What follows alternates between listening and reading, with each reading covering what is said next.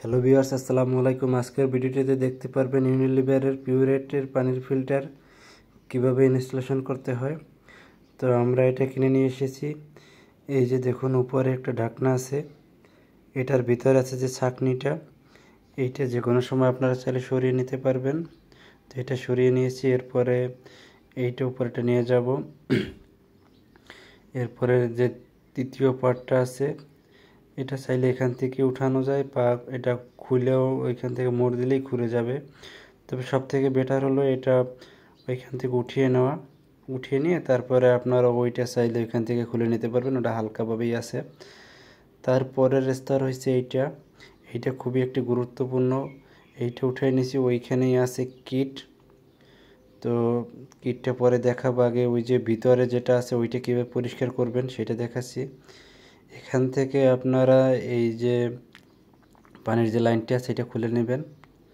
তারপরে এইখানে একটা লক টাইপের আছে প্লাস্টিক, এটা মানে জাস্ট হালকাভাবে মোড় দিলেই খুলে যাবে প্যাচ। তো এটা খুলে গেছে। এরপরে আপনারা এই পার্টটা উঠিয়ে নেবেন। তো এখন এইখানে একটা ছাঁকনি আছে এটার ভিতরে। তো এইটা খুবই সাবধানতার সাথে খুলতে হবে, বেশি মোড়ামুড়ি করলে ফেটে যাওয়ার সম্ভাবনা আছে। এইটা খুবই জটিল। তো আপনারা ভালো করে ধরে শক্ত করে তারপর মোড় দিলে এটা খুলে যাবে। এইটা খুলে নেবেন। এই যে দেখুন, এই যে ছাঁকনিটা, এই ছাঁকনিটার পিছনের সাইডটা আছে, এটা রাবারের টাইপের একটা ওয়াশার দেওয়া আছে। এইটা খুলে নিয়েছি। খুলে নিয়ে ভালো করে পরিষ্কার করবেন।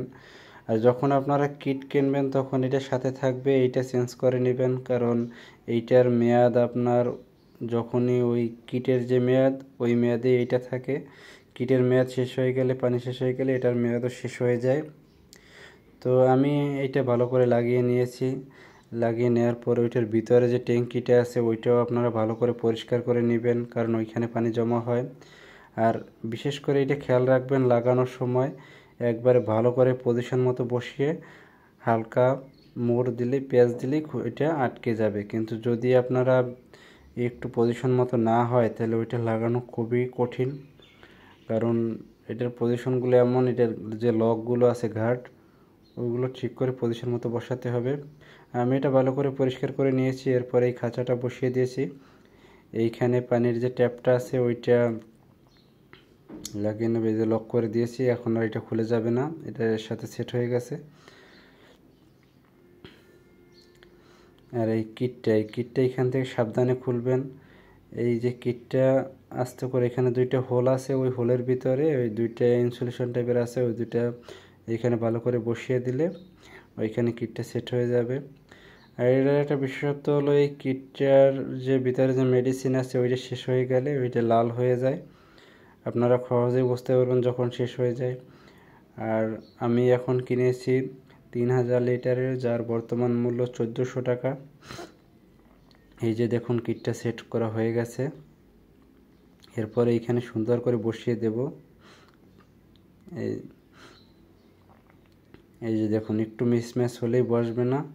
তো এই যে ছাঁকনিটা আছে এটাও আমি নতুন কিনে নিয়ে এসেছি, কারণ আগের যেগুলো ছিল ওগুলো সব ওয়েস্টেজ করে দিলাম। এই যে দেখুন, ওইখানে একটা পাইপ আছে, পাইপটা এই পজিশনে বসছে।